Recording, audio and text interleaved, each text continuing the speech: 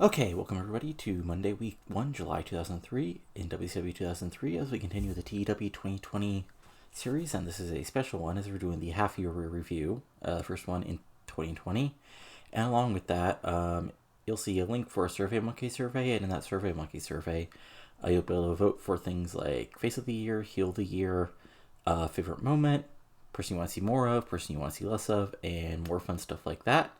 So just go ahead and fill it out.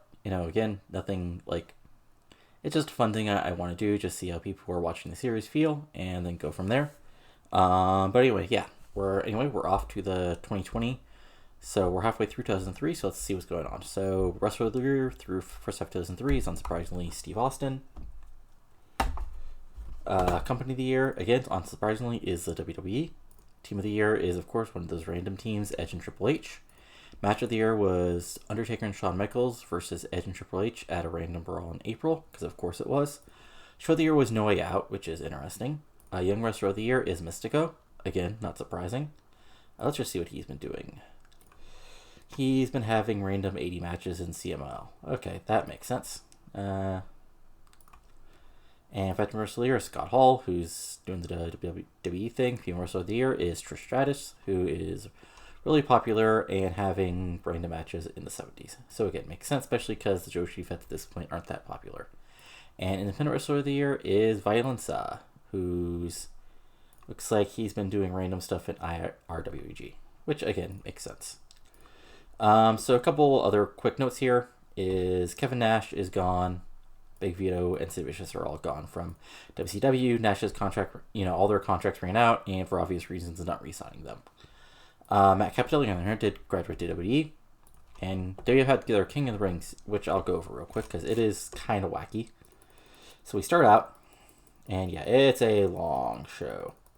So in the pre-show, we had Al Snow, Skull going over Brooker Waller and Mark Henry, Crash Holly defeating Blue Boy, Spike Dudley defeating Viscera, Supply and Diamond defeating TNA by DQ, Ivory defeating Jackie Gata, Chris Jericho and Brock Lesnar brawling, Funaki defeating Greg Valentine in a cell match, Terry defeating Selena Majors, Vince Shane having segments, Jerry Lynn defeating Jake Roberts to retain the European title, Molly Holly defeating Taylor Matheny in a dog collar match, Randy Orton defeating Haku, Grandmaster Sexay defeating Perry Saturn in a cell match, Matt Hardy defeating Rikishi, Hardcore Holly defeating K-Quick by DQ, and a random 100 as part of the King of the Ring, The Undertaker defeated Triple H. Raven had an interview. Paul Heyman had an interview. The Big Show defeated Mick Foley, again as part of the King of the Ring tournament. Triple H had a promo. Kane defeated the Big Boss Man, again part of the King of the Ring tournament, I believe. Raven defeated Shawn Michaels in a 99. Scott Hall defeated Billy Gunn in just a random match. Lita defeated Trish Stratus to retain the women's title in an 84. Then Stratus attacked Lita. Steve Austin defeated Dean Malenko. And again, a random match that got him 95. Chris Benoit defeated Steven Richards in a ladder match to retain the Intercontinental title. Jim Cornette had a segment. Billy Gunn had a segment. Kane defeated Redman. Big Show defeated Taker. And in 99, Big Show defeated Kane in a cage match for the King of the Ring, which got a 92. And in the main event, Kurt Angle defeated Chris Jericho. So Show got a 91 overall. Fun stuff. New Japan Center graduate, Hiroki Goto. I'm sure he'll do nothing in his life. 5-star match between Taker and Triple H, like I said. And this is another interesting thing, because so Tenryu left All Japan, which would be one thing, but also he was also the booker at the time, so All Japan is also now looking for a new booker. And yeah, Big Show won the King of the Ring. So that's sort of like the news that I wanted to go over. But now let's go over our company, roster stuff, and all that other fun stuff. So let's start with Stock Creative. So here's our franchise players. Bill Goldberg's still our top guy because he's Bill Goldberg. RVD is number 2, which is interesting. Booker T is number 3, which is also interesting. Canyon is our top heel, and Vampiro is right behind him. Next big things is Angel Fox. So to a 21-year-old, she can stay healthy, could well become a major player. Number 2 is Ray Jr. 3 is some guy who knows who he is, 4 is Jordan Cole. And 5 is Paul London. Hot prospects is Angel Fox again, some guy, Teddy Hart, Jordan Cole, and Paul London. Talk the Talk, number 1 is Flair, number 2 is Canyon, number 3 is Booker, number 4 is Johnny Lawler, and number 5 is Jarrett. And if you understand why, I've been booking the Horseman Strong for the last 2 years. Showstoppers is Ray Jr., RVD, two guys who knows who they are, and then AJ Styles. Ring Generals is some guy at the top, Ray Jr., Lance Storm, Morningstar, and Jeff Jarrett. Who's hot is Shane Helms, who do you expect? Canyon again, who do you expect? Ray Jr., Ric Flair, and Goldberg. And who's not? Actually, nobody at the moment. So again, our figurehead is Bill Goldberg, but he's only been figurehead for 7 months. Let's see here. Stables. Again, stables. We have the Four Horsemen, Helms and Company, and the Deadpool.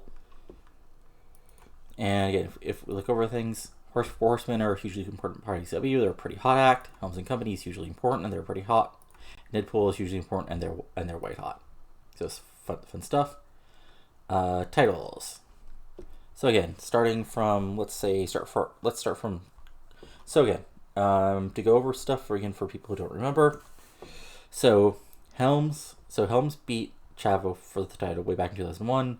Went back from Chavo to Taka to Chavo to Tajiri, and then in 2002 went from Tajiri to Jet to Lance Storm to Kaz, and then from Kaz to Jet, and then Jet Morningstar held the title, and then he dropped it to Paul London in March at Spring Break Bash in a 3-way with Morningstar and Blitzberg.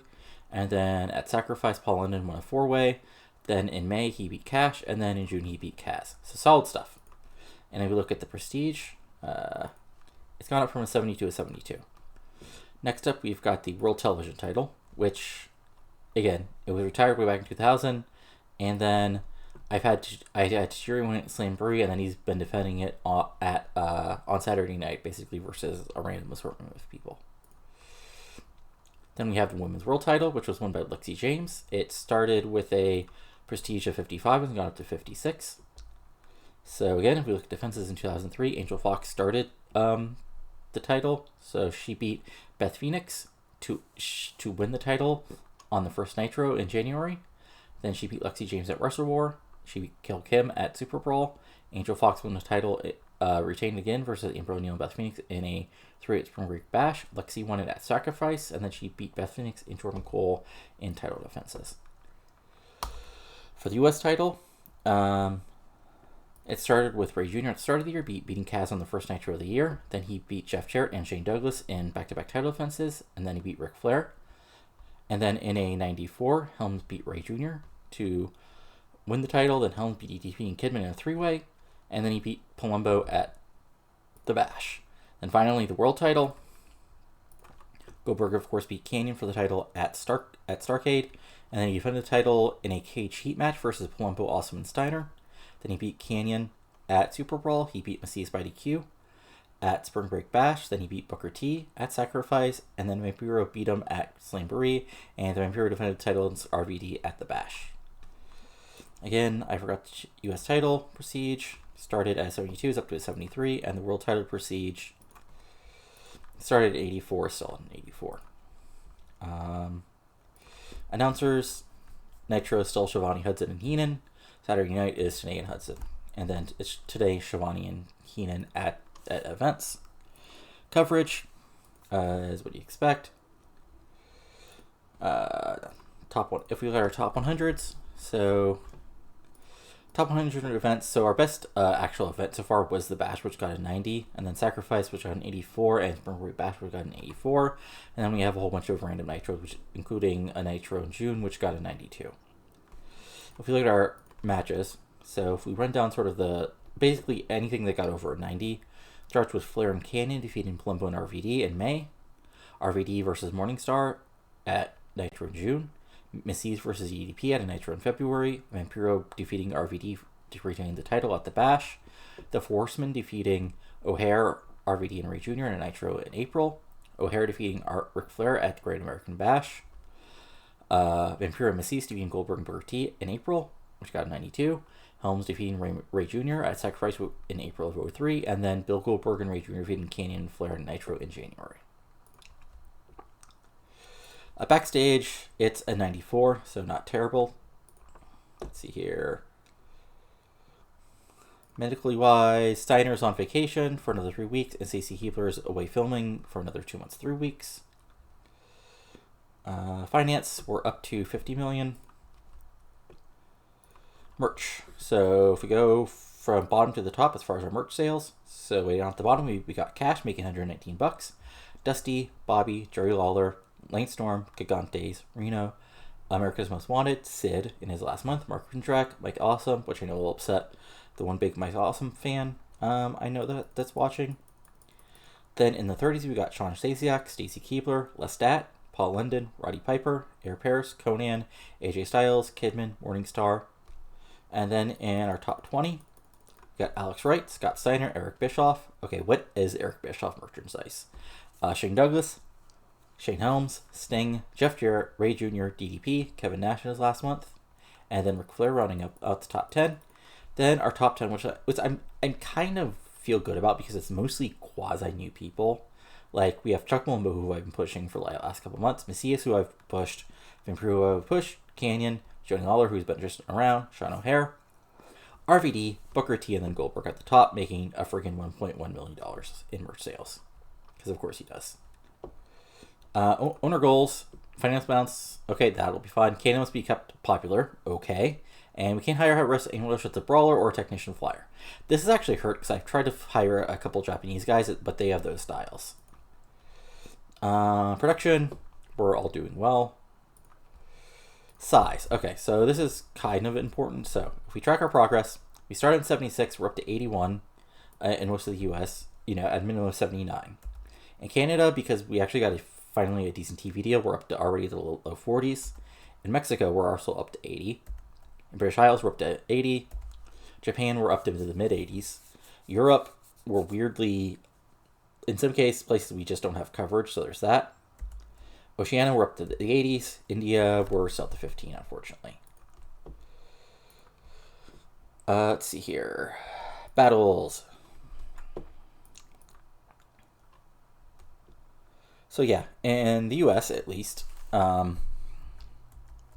so yeah, if we go to throw all the battles, in Oceania, we're barely beating the WE in 89. In Europe, WD is barely beating us with 91 to 89. In Japan, WCW we're beating WE by 2 points, and we're beating New Japan by 4 points. In the British Isles, us and WCW are tied. And then in Mexico, we're tied. Canada, we're getting our ass kicked by the WE because we're not big enough there yet. And the USA, we're barely behind them by 1 point. So all things considered, not bad at all. Let's see here. Relationships, dirty tricks. I think that's it. I think we can actually go over the actual roster now. I'm just trying to think of anything else that we need to do. So if you notice our size, like, I'm thinking we'll probably, okay, I mean, I vaguely have planned a Mexico pay-per-view actually planned for the beginning of the next year, but we might either do a UK or a Japan pay-per-view sometime this year as well. It just depends on the planning, or maybe we'll do it as like a super show just for that place. But we'll just see how that goes. Anyway, let's go to the roster. So I decided to go alphabetically, partly because it will not reveal even more than they already are who are the two people who are obviously been signed recently, but also just give a more overall view of everybody. So starting from the top, we got Air Paris and AJ Styles. They're both part of, Air Raid. Air Paris has his very good high flyer gimmick. AJ has his thrill seeker gimmick, which is very good. They're both about the same popular. AJ is slightly more popular. And if we track the progress, AJ's went up to 59 to the mid-60s. And Air Paris has gone up from 54 to the low 60s. So again, solid stuff. And again, if you look at their title history, they've been already 2-time tag team champions, including now.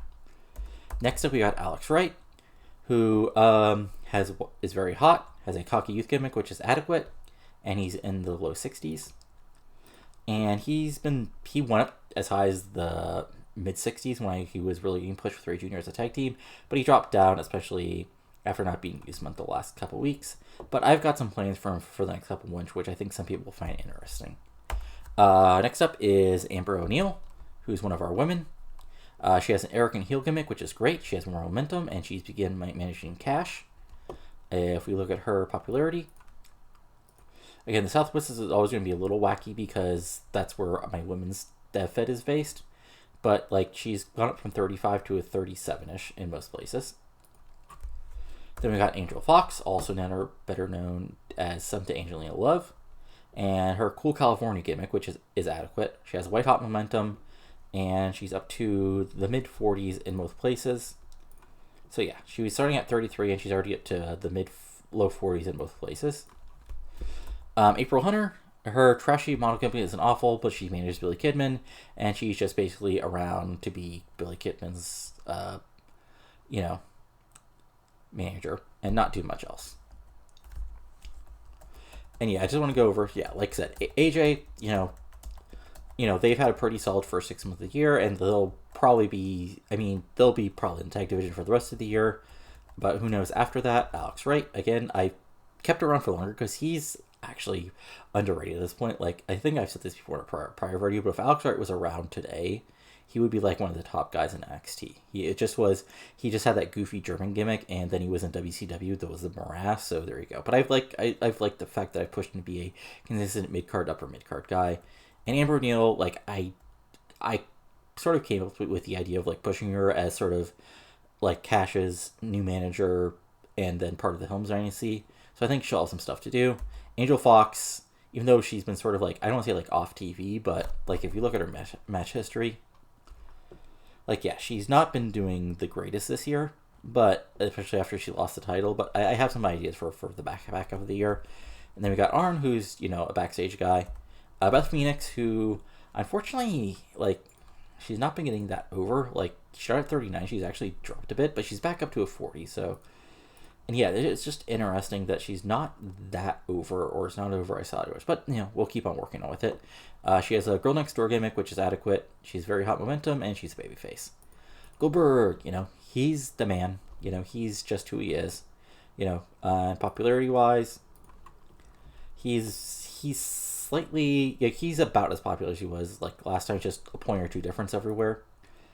And basically, the big thing is like, yeah, he's still going to be a main eventer, but like basically. And even his skills are not falling down yet, which is good. Like, even his psych is improving. Charisma is still the same. So he's, like, probably going to be, like, a main event guy for, like, the next at least couple years. Like, until I have to, like, drop him down to, like, sort of a part-time guy. So I'll just have to figure out interesting ways to use him. Billy Kidman, who I honestly is, like, one of, I think, the best things I've sort of done here as far as booking. Like popular wise, he was up from a 65 up to the mid 70s. Like he's a legitimate, like top heelish. Like he's just below basically the Horseman and Deadpool, with Helms and Kidman sort of like that next level. Like in like Kidman, he's like has a really scummy heel gimmick after turning on Reese Jr. last year, and now he has April Hunter as his manager. He has white hot momentum. He has a great gimmick, and yeah, and even, like, his skills-wise, he'll never be a great promo cutter, but, he's very good in ring. And, yeah. Fun stuff. Blitzkrieg, I sort of dropped the ball on Blitzkrieg at least through most of this year. Like, he's sort of been the other cruiserweight guy. The problem is, like, he doesn't have much of a character, and honestly, he doesn't much have a career after this in reality. So there's not a lot to really do with him. Like, he still has the skills, but, like, I don't really have a lot to do with him beyond be sort of like a cruiserweight guy. Bobby's around. I honestly don't know how long I'm going to keep Bobby around, because, like, I feel kind of weird about having him around longer than he was, like, actually available to work as a manager in real life, but, who knows. But he's still Bobby Heenan, so he's really good. Booker's interesting because I have some plans for him for the second half of the year, but I also didn't have a whole lot to do for him because he's sort of stuck because RVD has sort of passed him up as a secondary babyface. Goldberg's still around as a top babyface, and then there's sort of this like new next generation of guys like O'Hare and Palumbo around who still have like a longer career because like Booker's already 38. But like I have some ideas for him for the back half of the year, which will hopefully be interesting. But anyway, he's up to a 90. Like, he dropped to an 84, especially after using some jobs in Macias. But, he's back up. So, yeah, he'll be around. But, yeah, he has his suck again, which is very good. He has white momentum, all that good stuff. Cash. So, he's heel.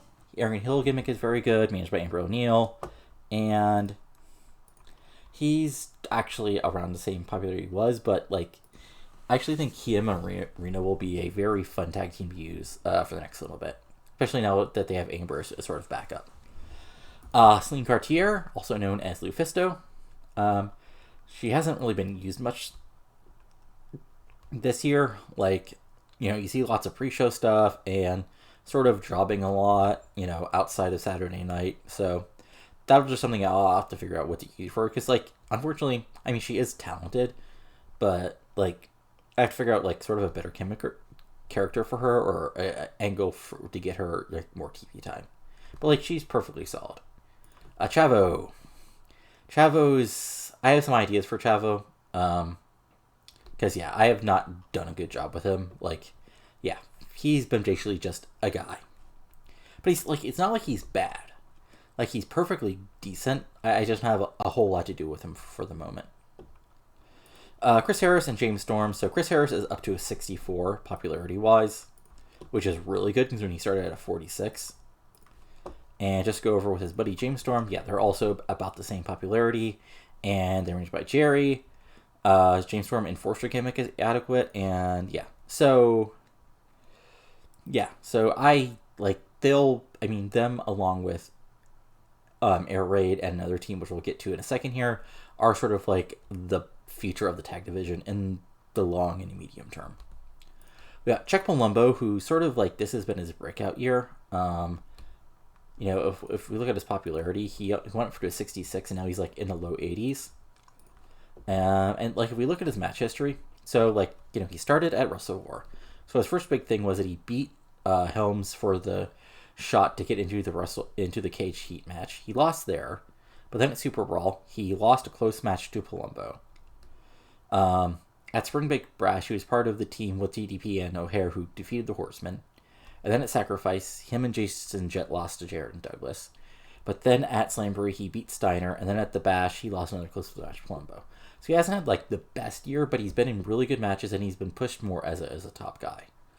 And Palumbo's never going to be like a tippy top guy because he doesn't have quite the skills for it. But like he can be a really solid upper mid carder to use. We got Dawn Marie, who's Dawn Marie. She manages Jindrak and Stasiak, and yeah, she's perfectly solid. Disco is one of the people whose contract I'm waiting to wait out. I might. Oh right, yeah, this was the interesting one where Eric Bischoff automatically re-signed Disco, so I'm sort of just stuck with him. Dustin Rhodes is at a popularity of 56, and if we track that, it's been sort of stuck in the same. It got up to the mid 60s, but then it dropped back down. So, Dustin's one of those guys, because his contract is up, in a year. Dustin's one of these guys where, in a year, I might have some hard choice to do with him, because, I don't want to give up on him, but I also don't have a ton of things to do with him. So I just might have to figure out either I'll get a great idea of what to do with him, or, he might be returning to being Goldust over on Raw. Elizabeth Canales, who again I signed to be part of Angle with Johnny the Bull, and I'm just keeping around as Jonathan Toro's manager because why not?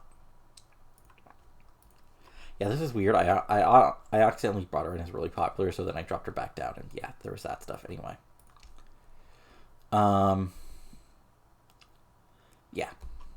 So at Elix Skipper, he's basically just a Saturday Night Dropper at this point. With the Cruiserweight division, what it is, he might get a push eventually, but, there's sort of a logjam at the top right now, and there's not a whole lot of time in Nitro. So for the moment, he just has to be sort of on Saturday night and do what he can do, unfortunately. Emi Sakura, she's just basically being brought in as the good worker to work with the other women, and yeah. Bischoff. I've actually Bischoff's character that I've sort of accidentally created as sort of, he's not quite a babyface, but he's not quite a heel either. He's just sort of an exasperated guy who just wants ratings. So he won't fuck over the top babyfaces, but he's not going to help them out either. But anyway, Ernest Miller, he's been the I basically put him over as the commissioner of Saturday Night just because I like having him around, but I don't have like a great plan for him. Evan Courageous, again, he's one of those people who I don't know how long I'm going to keep around, but the good news is for him is he's up to a middleweight after bulking up. So who knows? Maybe he'll, but on the other hand, he's still Evan Courageous. So there is that problem. Fit Finley, the unfortunate thing about Finley is, like, he's begun to drop off as far as, like, skill-wise and being able to do matches, but I realize Rajai isn't, like, reality. But I don't know how much longer I can keep him around on like, the active roster, which is one reason why, like, the quasi... yeah, if you look here, like, his stamina is went from 64 to a 61. His power's down to a 59. Toughness is down to 67. Resilience is down to a 58. So, yeah, if you look at, like, he's had some, like, really not great singles matches, even with somebody like Tajiri. So he's somebody who I just might, like, have to turn over to a backstage role. Gil Kim. So Blue Chipper gimmick, legendary, very hot momentum. She's, again, same overness as basically all the other women. Yeah, up to low 30s, early 40s, and hopefully we'll get up higher. Because I do have some plans for her. I do have some plans for the back half of the year. Gigantes. If you notice, if you remember, I sort of like thought I'd get rid of Gigantes, but then I remembered I still had another year for him under contract at least. So I figured if you noticed, like, I basically didn't use him outside of, like, Saturday Night Squashes here for a while, and then I, like, fed him to Goldberg. But then I had I thought of an idea for booking him in the back half of the year, so there's that, and we'll see how that goes, and if he improves any, and if he's decent, then he'll have a future. Otherwise, who knows. Jack Evans, part of the legacy team with Teddy Hart. Brought him in because he was getting really over on the developmental side, and he's been really decent since he came to Nitro. I'm sure that they've been wrestling some of the top tag teams, but like that he's also like he's actually like has like that aerial like them aerials though. But seriously, like they could get like again charisma microphone not the best, but that's the reason why Natty is their manager at times. But yeah, by the end of the year I hope I can get them as over as well as AMW and Air Radar. Not promising that, but I'm pushing towards that. We got Jamie Noble, who just turned heel. Redneck Rebel gimmick is very good. And yeah, I have some plans for him for the back half of the year. He sort of didn't have much to do at the beginning of the year with just doing random cruiserweight stuff, but on the back half, I hope I have some idea, like he has some really big plans, and either he'll sink or swim, and either by the end of the year, either he'll be back to sort of like Saturday Night Jobbertude, or he'll be like a significant part of the cruiserweight roster. Jason Jett, who I honestly like, he's had a weird push because he started at 45, he's up to a 53, but like if you look at his match history, like at Wrestle War he was on a random pre-show, Super Bowl he was on a random pre-show, Spring Break Bash I pushed him up to have a match with Shane Helms, on a random Nitro he was part of an 89 match, then at Sacrifice he was part of a big tag team match versus Jared and Douglas. And then at Slamboree, he was back on the pre-show. And then at Great Room Bash, he was teaming with Bill Goldberg. So, yeah. He's sort of a good utility guy because he's a good enough worker that he can have good matches in, like, top-tier matches. But unfortunately, he just doesn't have, like, the charisma or even, like, really the real in-ring skills to be a top guy. Jarrett. Jarrett's interesting because he is still really fucking over. Like, I know he's getting even more over. But honestly, like, I mean, and I hate to say it because, like, I actually think the whole meme of Jarrett being, like, some overrated hack is sort of, like, not actually true. But also, like, he's never going to be, like, I mean, obviously, he's never going to be TNA Jeff Jarrett here. But on the other hand, like, he's not a pure mid-card guy. So I have to figure out something for him to do beyond just keeping the tag team with Shane Douglas forever. But we'll have to come back to that at a later point. Jeremy Borash, who's just, Lawler, who has been solid here as the AMW's mouthpiece, hired him. just to see what we'll do, and he's been pretty good. Lawler is interesting because she is really fucking over, because basically she's just in the background of basically every Four Horsemen promo and she actually has like decent skills, which might be a little overrated, but this is off originally a 2001 mod, so who knows. But I mean, the other interesting thing about her is if we look at her, nope, that's the wrong thing. Personal info, like,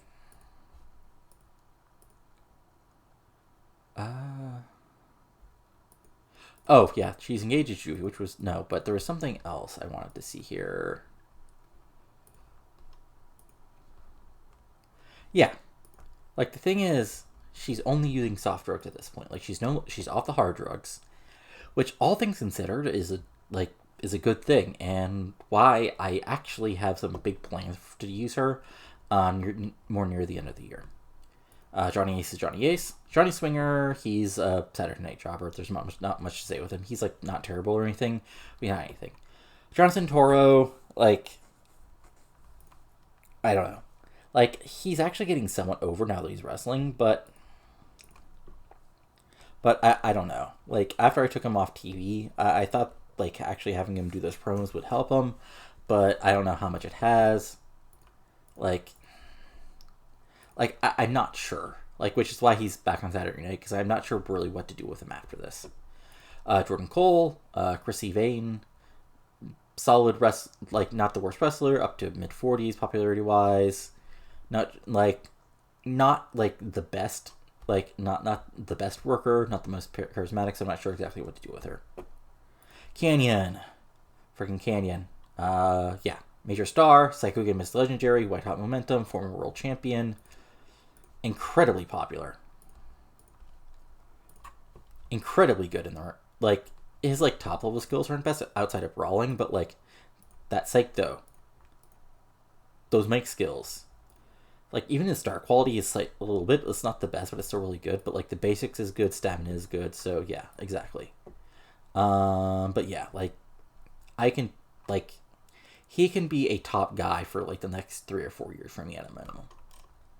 Kaz is one of the guys I sort of, I don't want to say I dropped the ball on, but, if we look at his popularity, he's been sort of stuck in the same place.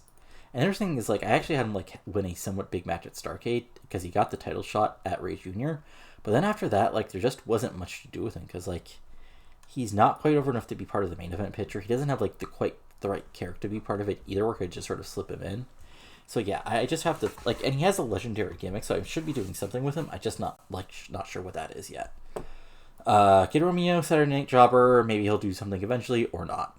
Conan. Conan's another guy like Kaz, is that he's over enough, he's not quite over enough to be, a top guy, but he's also, not totally trash to be a Saturday Night Jobber or something like that, so he's sort of, stuck in the middle where he works a lot of pre-show matches. Lance Storm. Storm is interesting because he's really good, but I do have a plan for him for the back half. I mean, I have a good angle I think for the back half of the year, but I'm not sure how much it'll actually help him if that means anything. Lash LaRue, he's a Saturday Night Jobber. Lestat, again, Lestat's interesting because I haven't done much with him, but he's slowly gotten more over because he's basically in every Deadpool promo. And his skills aren't bad. Well, never mind. They're actually pretty bad. I didn't realize they were actually this bad. Outside of basics, he's not good at all. But, even, his, matches haven't been terrible. Which means he's just really using all his popularity. So, yeah, he'll just be around as long as the Deadpool is around, likely. Luger, who, again, I haven't used in a match since he dropped a match to Macias in January, is being kept around legitimately just to keep staying happy. And also because it's not worth it to release him. Lexi James, popularity-wise, she's actually pretty solidly popular. Current women's world champion. Good enough on the mic. And yeah. Mark Jindrak, up to the mid-60s. So, unfortunately, as sort of a team, they've been Mark and Dragon Asia have sort of passed over as AMW is like sort of the future top heel team, but they're not bad. Like if you look at their skills, like they're not terrible in ring, but like they don't have quite the like. I figured out what to do with Palumbo, and I figured out what to do with O'Hare, which you'll see in this, which you've seen. I just don't know if there's really anything to do with Jindrak and Stasiak. Johnson's a ref. Macias. One of my other projects that I'm happy about is Macias is like just stupidly over. Like, just stupidly over now. I mean, part of it is, yeah, he's in main event angles, main event matches, but yeah, it's just stupid. And like his skills wise, like he's a solid worker. He has charisma. He has menace. Like, he's not, I guess the thing is like, he's a perfectly good main event WCW, not main event American professional wrestling style match. Because, yeah, he's never going to have a 5-star match, but he can have a hot as hell match with the right person.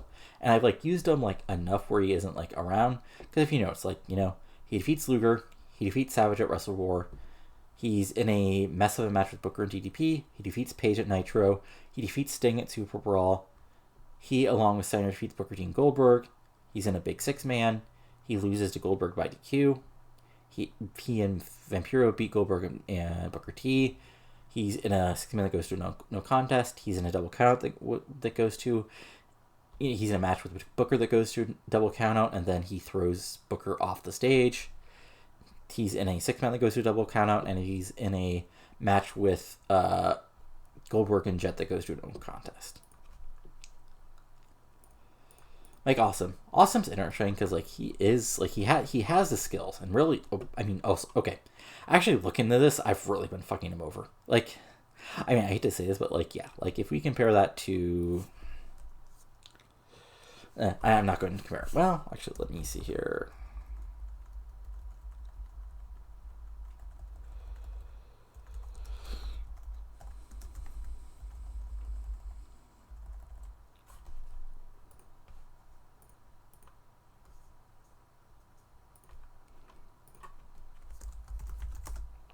Yeah, it sort of shows like how having like a good gimmick and storyline is sort of important, because if you compare his like stats to like Ricky Banderas / Macias, like he's actually better in most stuff. I've just figured out, like, I don't know. I think I sort of got tired of like booking him with Storm, but I didn't have much to do with him afterwards, because like so far this year, like he's basically done nothing.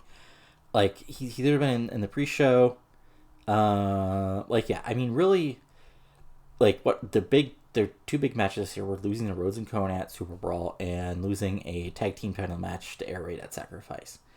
And since then, they sort of been, I mean, it's really been pre-show city since May. But I actually do, like, with Awesome, I have like a really good idea for him for the rest of the year, which will hopefully lead to a pretty solid match for him at Starrcade. Mike Sanders is a guy. Miss Jones is just around to be Northern Silent's manager.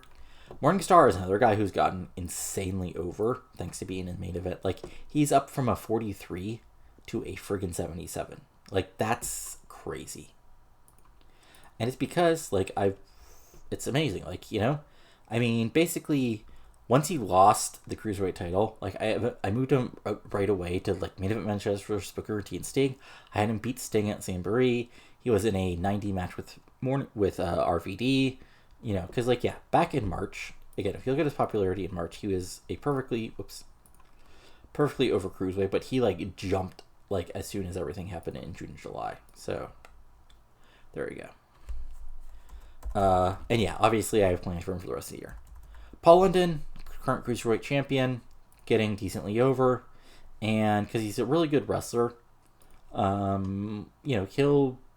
I don't know how much he'll have to do, like, as far as, like, being a top guy because of those charisma and microphone stats, but, he'll always be around.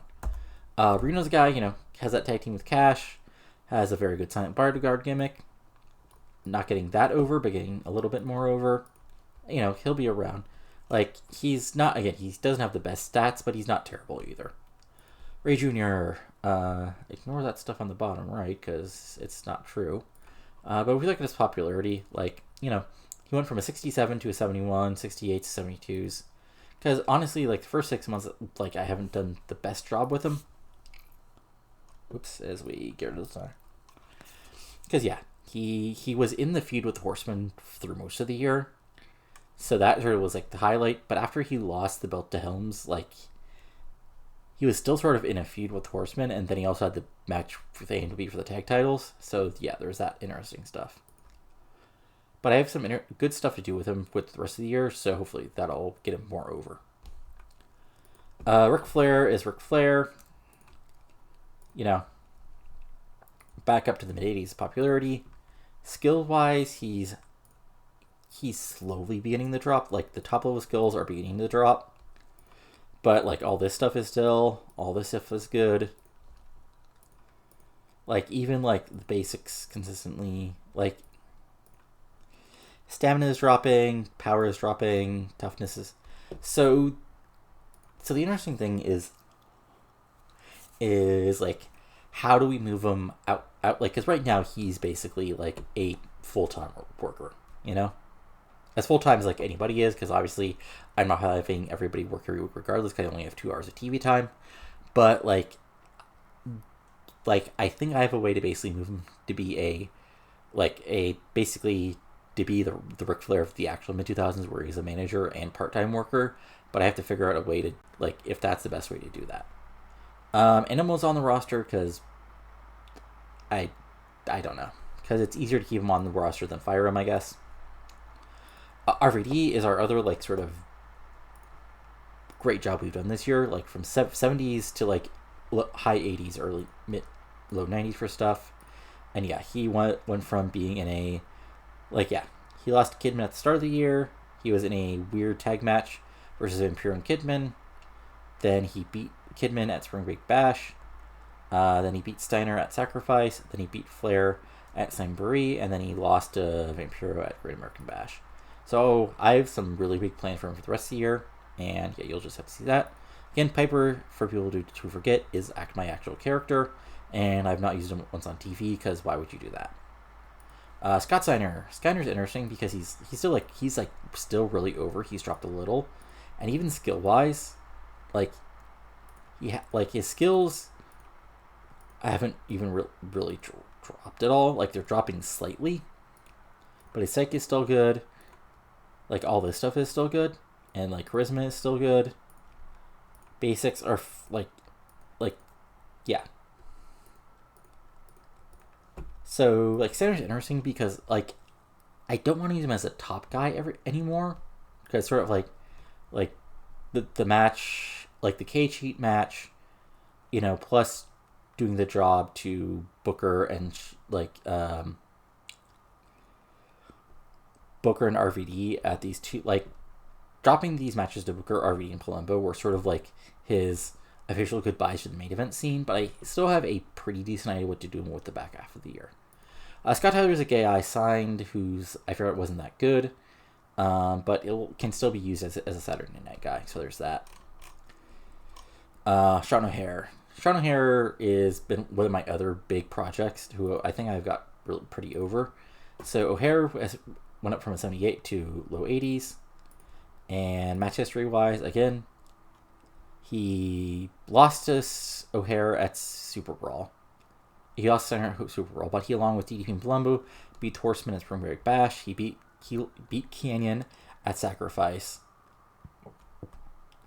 And then he beat Flair at Great American Bash, and now he's heading for the world title shot versus Vampiro. And skills-wise, like, again, he's not the greatest guy in the ring, but, you know, he's pumping out good matches.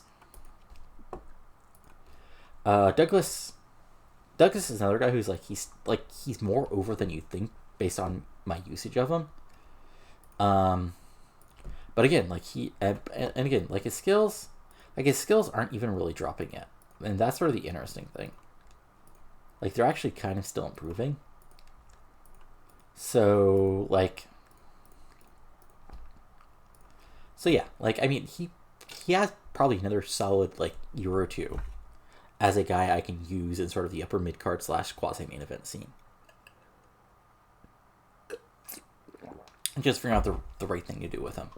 We got Shane Helms, who again is one of those other guys. He started the year in the mid 70s, is up to the mid 80s or low 80s everywhere. And skills wise, this is sort of the stuff that most impresses. Like, he's cutting like mid 80 promos, just even though he has this stuff in the 70s. And match wise, he's like still perfectly solid. Shannon Moore, jobber. Jack again, went over with him. Keebler was managing Palumbo, took a bump to go off TV, but she'll be back because she is also really over. Stevie Ray is Stevie Ray. This 11,400 a month is called Keeping Booker T Happy Money. We got Sting. So Sting actually has gotten less popular this year because I haven't really used him much. Like, he's dropped 10 points of popularity. And if you look at his match history, you can sort of see why. He's been in 4 matches, and he jobbed a Macias. He jobbed Morningstar, and then he was in one on Nitro and one sort of sports entertainment finish on Nitro. So there you go. But I actually do have a idea for him for the back half of the year, which should hopefully get him more over. Because again, I'm actually a big old Sting mark. And like skill wise, like he's still holding steady. Like Flair, I have to figure out a way to like sort of transition him away from like full time, which I'm already doing, but something more. Teddy Hart is Teddy Hart, and we already went over this with Jack Evans. Terry Taylor's backstage guys. Tony Schiavone is Tony Schiavone. Tori Wilson is Alex Wright's manager, and she's also heading off TV to film a TV role in a couple months, so we'll see what we do with her. And then Vampiro, who, by the way, I know somebody who did note and is angry, and Vampiro is angry because basically he did Vampiro things as far as the drugs, and I fined him, and he got mad. That's both things. So, yeah. Unfortunately, he's Vampiro, but like he's gotten really over, and so I don't know what else to do with him.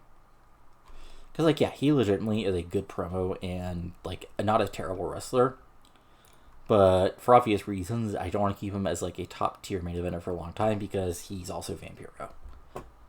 Then we got Yang. You saw nothing. There's Yang, who like. Yang's getting in a weird spot because he's not quite charismatic or over enough to be one of the top tier cruiserweight guys, but I don't want to like totally drop him out either. And then we got Tajiri, who has sort of the ultimate sort of like I want to do something with him, but I don't know what to do with him, so I gave him the World TV title, and now he's doing matches on Saturday night. So yeah, that's the roster. We'll do a quick check-in on the WWE real quick here, just to show you guys. Well, we'll do a quick ATP. We'll do a big check of all the big company. Oh, right. Also, let's go over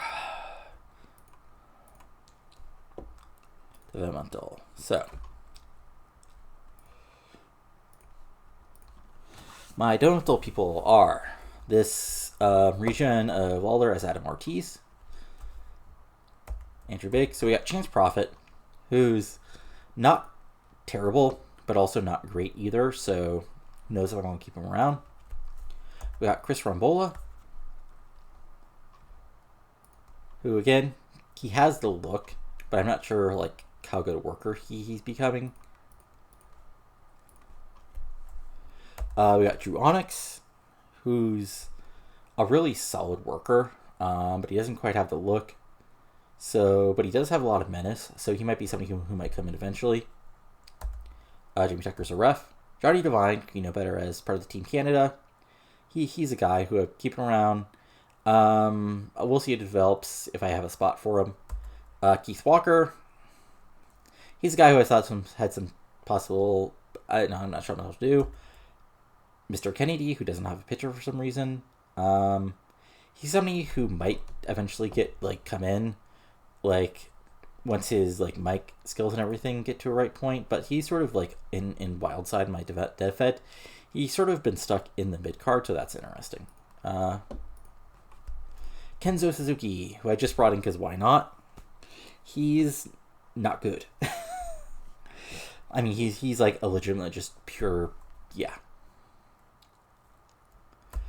Kill Switch is just a random guy. Am I Smooth, the Ice Train, who's just on here just because I didn't want to fire him. Marcus Militech is another regen. But I kept him around because he's actually a decent brawler and he has like lots of good stats. So I figured why not bring him in, you know? Monty Brown is Monty Brown. He has like lots of skills. So he'll probably be on the main roster eventually. I just have to figure out the right way to bring him in. Nana's, he's Nana. He's decent in ring. He's charismatic, but I don't know what else to do with him as far as like as a manager. Ray Gordy. Pawn around, seemed to learn CFL turn out a little better than he did in reality. Ray LaPon, who you know better as another person in real life. Seeing if, he's not a terrible worker, but I'm not, I just want to keep him around, get him some experience and see what it does here. Steamboats, who's down here training people. The Ballards, who are okay, but Sterling James Keenan. Yes, that's Sterling James Keenan.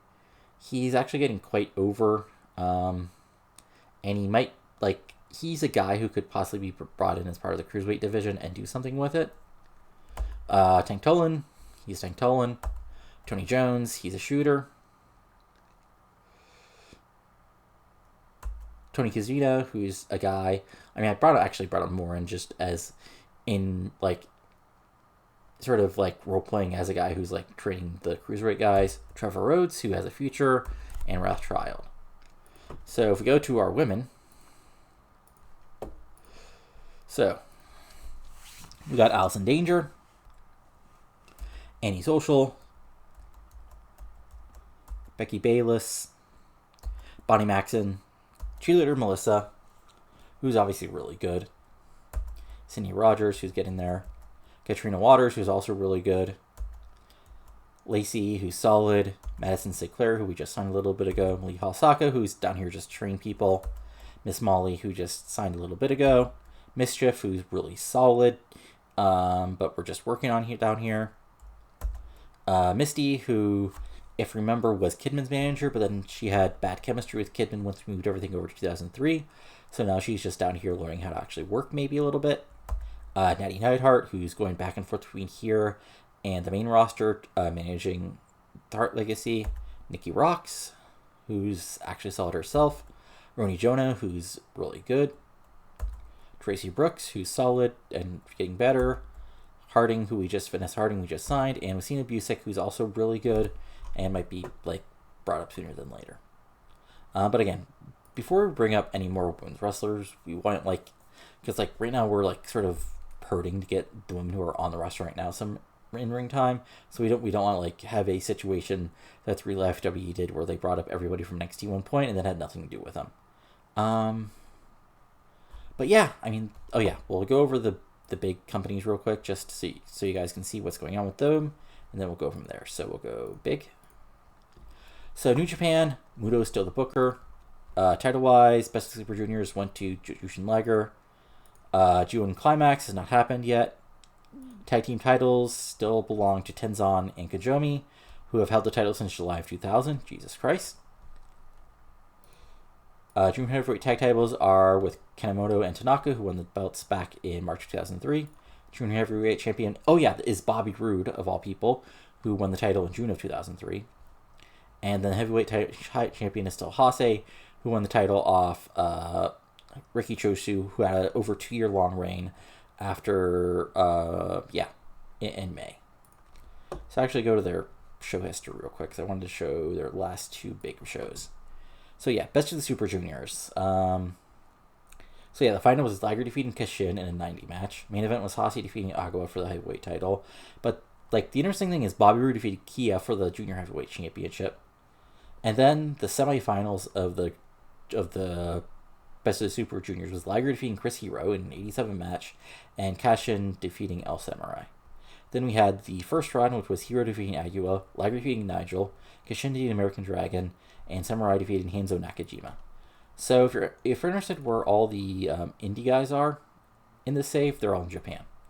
And then the other big match, which you see here, was Haase defeating Shuxi for the heavyweight title. But yeah.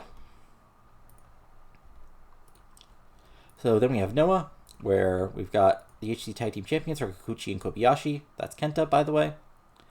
Tag Team Junior Heavyweight Tag Team Champions are Aikida and Kanemaru. Junior Heavyweight Champion is Ricky Marvin. And Heavyweight Champion is Misawa, who defeated Akiyama in his first title defense. Well, in 2003 at least. Then we got WWE. Again, World Tag Team Champions are Dudley Boys. Women's Champion is Lita, who beat Trish Stratus for the title at their May pay-per-view. King of the Ring, as you saw with the Big Show. IC Champion is Christian, who won the title at WrestleMania. European Champion is Lynn. And the World Heavyweight Champion is still Kurt Angle, who has held the belt since SummerSlam 02. So nearly a year-long reign. And I think that's it as far as like big feds that people would care about. Let's see here. Like I said, All Japan is interesting because Tenryu was their booker. And also Tenryu was their tag team champion with Haase. So that's weird. And just for a quick look at the other big, quasi-big feds. So Triple H's big people are Garza, Cybernetico, Paraguayo, Blue Genius. Oh yeah, again, I've noticed, I've brought this up before, but Warrior is working in AAA, which is just hilarious to me. Then we have CML, who's doing CML things by having Dr. Wagner Jr., Elvira Del Santo, Atlantis, Universal 2000, all those guys as top guys. Michiko Pro has Chad Collier as the top guy, and Shibata. And 01 has Akabono and Shinya Hashimoto as a top guy. Hashimoto. Why? Why, Hashi? Why are you stuck in 01? We could be doing New Japan matches. Anyway, so yeah, this is a big old overview, like I said, of the year so far. As I said, also, there will be the link in this video and anywhere I post it, down to where you can vote. Again, like, you know, not super serious, but, you know, fill out what you like, what you're enjoying, what you're not enjoying, and I'll go over the results. Basically, I'll give everybody an in-game month to go over everything, and then I'll probably like go over the results along with the either end of July or maybe the Bash to be pay-per-view, depends on how much turnout I get and what the votes look like. But anyway, that's all for now. So if you enjoyed this, go ahead and give it a like, comment below on, you know, what you're not enjoying and not enjoying, and subscribe to the channel for lots and lots of TEW 2020 content, including my local to global series, the MLW 2004 Ruthless Aggression series, Women's Wrestling in 2010, and WCW 1993, and of course the long running series WCW, and I'm gonna keep on running it until I can't anymore. But that's all for now. So talk to you later, and adios.